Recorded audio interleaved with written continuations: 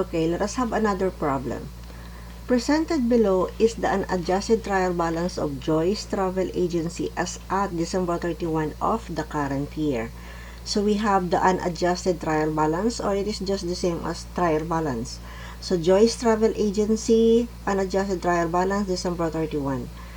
Okay, and we have our additional information. Let us have what is the requirement.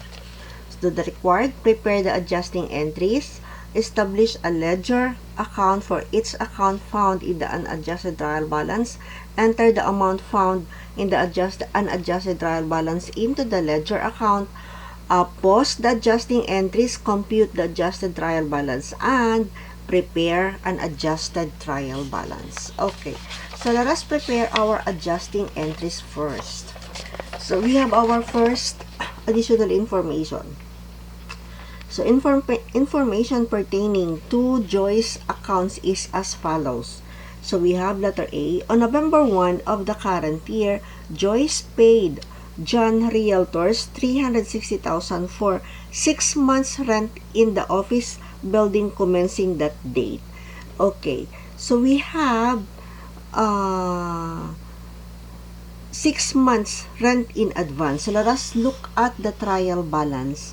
So we have here prepaid rent, 360,000. Okay.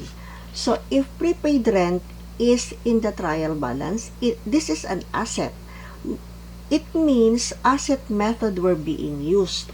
So for our adjusting entry, we have letter A. Asset method were used. It means that for our adjusting entry, we are going to record our expense, that is rent expense, and credit prepaid rent. Okay, what amount we're going to use here? It is expense. Let us have the information again. On November 1 of the current year, Joyce paid John Realtors $360,000 for a 6 months rent on the office building commencing that date. So it means it starts on November 1 and now is December 31. Okay, so 360,000,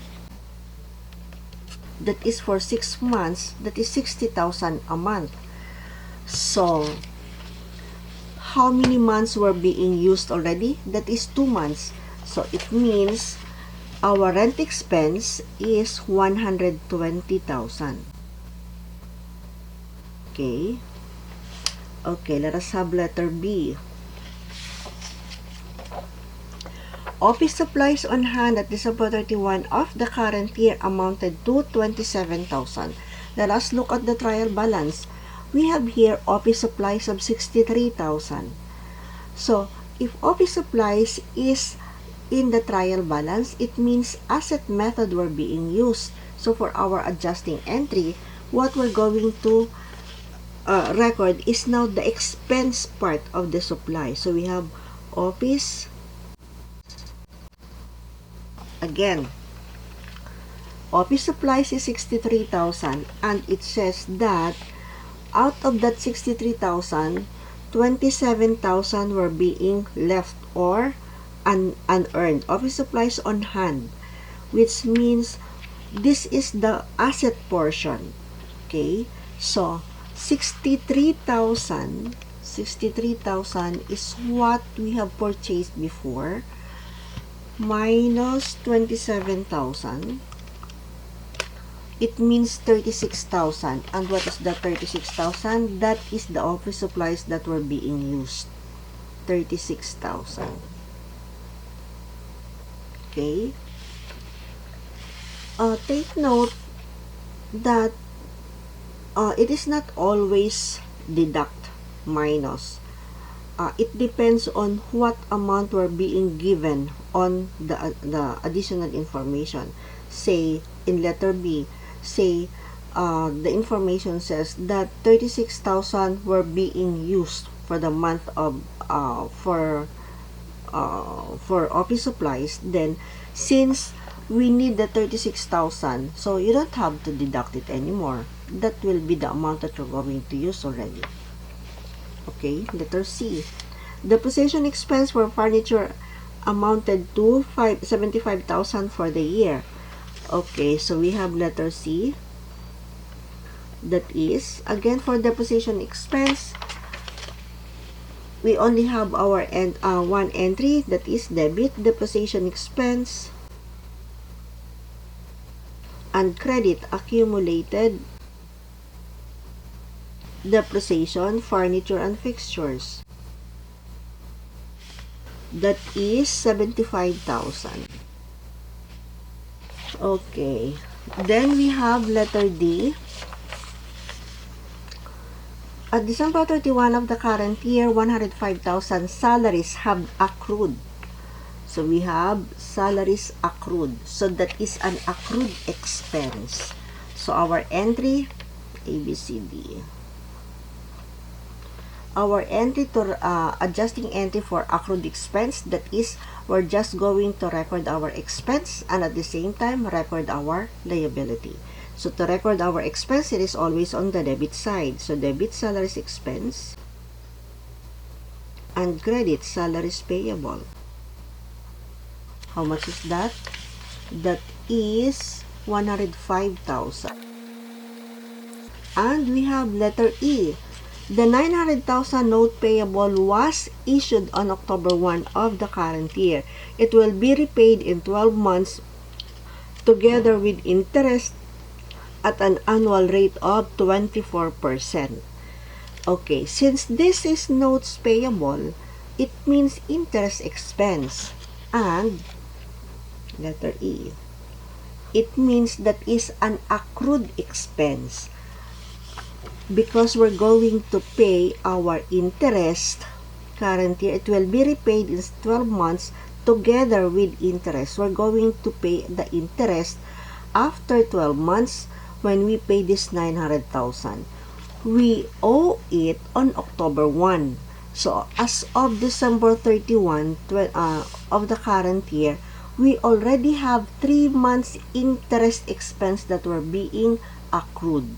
Okay, so how much is, by the way, what will be our entry? So debit interest expense and credit interest payable. Okay, so how much is that? That is 900,000 notes payable. 900,000. This one, 900,000. So we have 900,000 times, that is, it says it is 24%. 900,000, it is 24% times 0.24. 216,000 is for 12 months, but we only owe them 3 months, that is from October 1 to December 31, the date of our trial balance. So October, November, December times 3 by 12. So that is 54,000. Again, let us check it again. 900,000 times 0.24, that is 216,000 times 3 over 12. So that is 54,000. So our entry, debit interest expense 54,000 and credit interest payable 54,000. Okay, so we're done with preparation of adjusting entry. Then number 2, we have to post the adjusting entries in our ledger. Establish a ledger account for each account found in the unadjusted trial balance. Enter the amount found in the unadjusted trial balance into the ledger account and post the adjusting account adjusting entries. Okay, so here is the T account of our trial balance, the second one. Okay, so we have our cash 120,000 debit. We have accounts receivable of 645,000 debit. We have prepaid rent of 360,000 debit. And we have office supply 63,000 debit. We have furniture of 2,175,000 debit side. We have accumulated depreciation of 435,000 credit. Then we have notes payable 900,000 credit. Then we have 900,000. Then we have accounts payable, accounts payable of 285,000 credit. We have Joyce capital of 1,680,000. Then we have Joyce withdrawal of 1,200,000. Then we have travel revenues of 5,133,000. Then we have salaries expense of 3,771,000, and we have miscellaneous expense of 93,000. Okay, so let us post our adjusting entries. So the first one, we have rent expense 120. Okay, do we have rent expense here? Oh, we don't have rent expense yet. So we have to open an account for rent expense. So we have rent expense, debit 120,000, and credit prepaid rent. So credit prepaid rent 120,000. Okay, the next one is office supplies expense debit. Again, we do not have office supplies here. It is only office supplies, which is the asset. We do not have office supplies expense, so we have to open a new ledger for office supplies expense.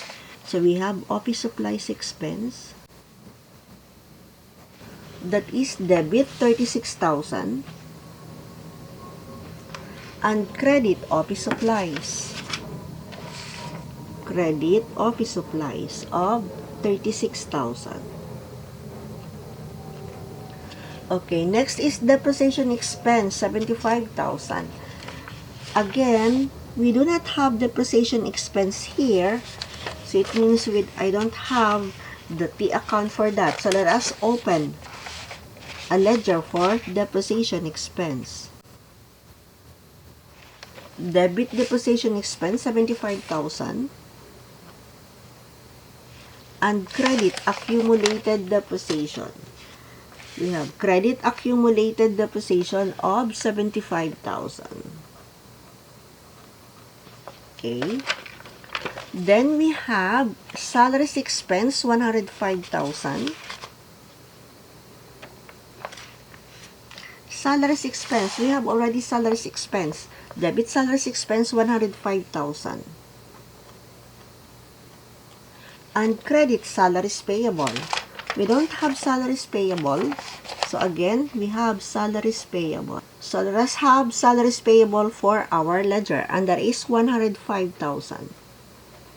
Credit. Then we have letter E, interest expense 54,000 and credit interest payable. Okay.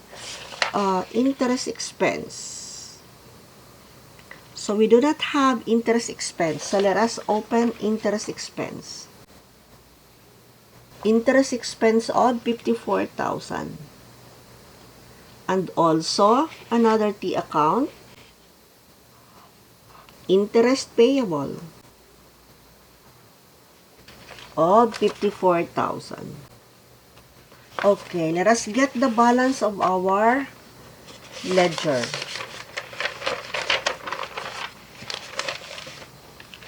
So we have cash the same, accounts receivable the same, prepaid rent.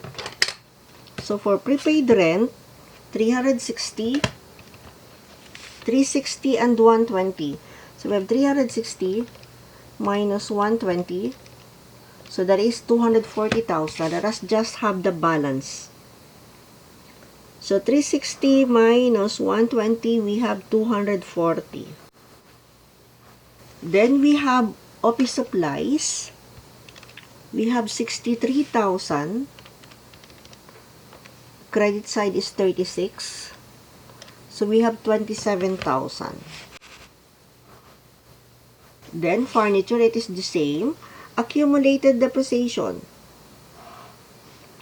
We have 435 plus 75,000. That is 510. Then we have notes payable, the same. Accounts payable, Joyce withdrawal, salaries expense. That is 3771 plus 105. So 3,876,000. Okay. And all the other one are okay. Let us now prepare our adjusted trial balance. For the third requirement, here, prepare adjusted trial balance. So we are now on the third requirement. So we have our company, Joyce Travel Agency, adjusted trial balance 3120. Okay. So let us now have the account. We have cash, that is 126,000. Accounts receivable,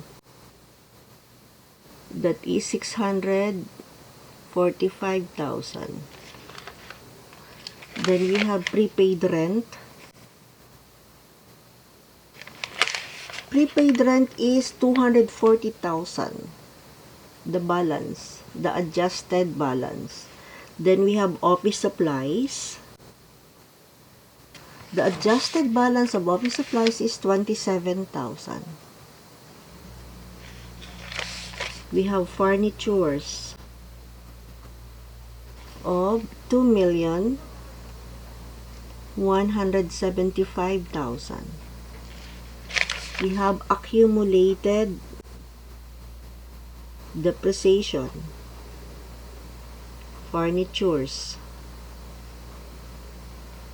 that is 510,000 credit. So it is on the credit side already, 510,000. Then we have notes payable of 900,000. We have accounts payable, that is 285,000.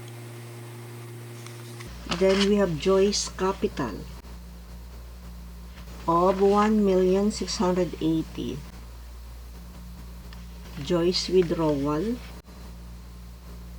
of 1,200,000 debit. So it is on the debit side, 1,200,000.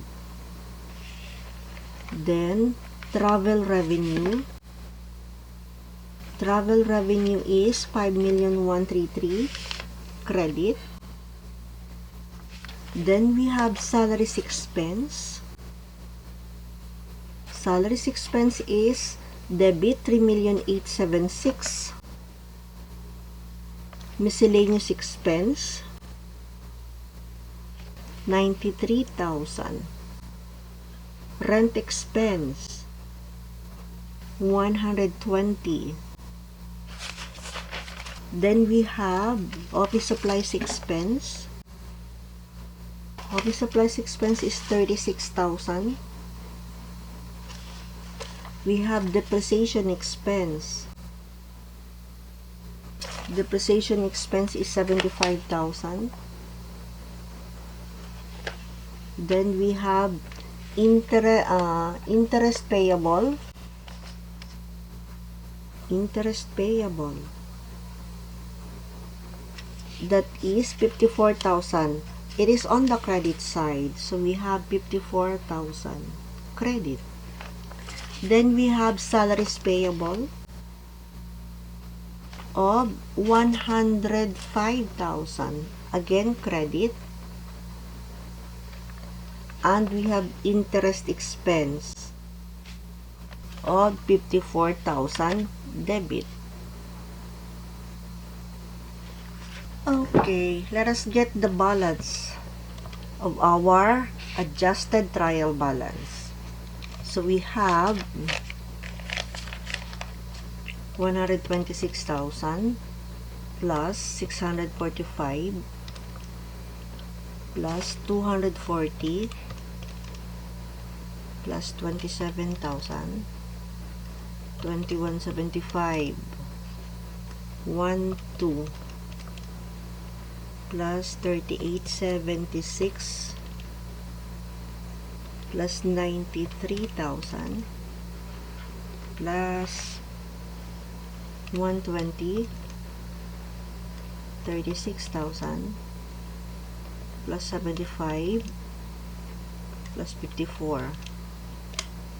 So that is 8,667. Okay, 8667. So let us have the credit side. 510 plus 900, 285. So 1680. So 5133, 54 plus 105. So that is 8,667 also. So we have 8,667. So it is balanced. Let us put peso sign and double rule.